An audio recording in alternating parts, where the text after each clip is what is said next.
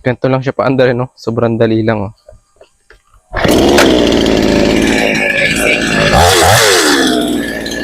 Eto mga boss yung power saw na mga pangputo lang ng mga panggatong. Yung mga to yung kahoy na pwedeng panggatong, eto yung magandang pamputol mga boss para hindi na mahirap kapag magpuputol ng panggatong. Hindi na tayo magsisibak-sibak. Napakadali na lang din itong paandarin mga boss, oh. Patay pala.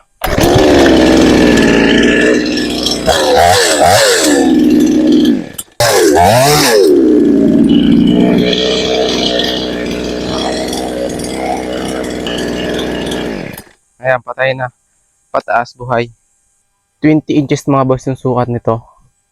Ito yung lagay niya ng gasolina. Tapos, ito naman yung engine oil niya sa gilid.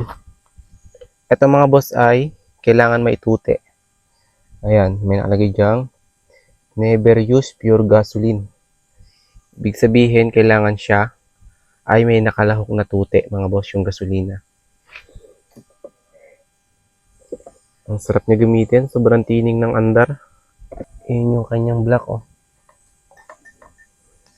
Ito naman yung kanyang tambutso.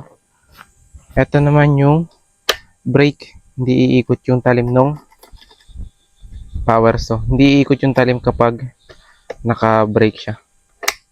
Yan. Iikot na siya mga boss, oh. Kapag nakababa yan, hindi na yun may ikot mga boss. Meron siyang preno o lock. Ayan, oh. Pagtapos gamitin mga boss, meron siyang cover para sa talim. Ito.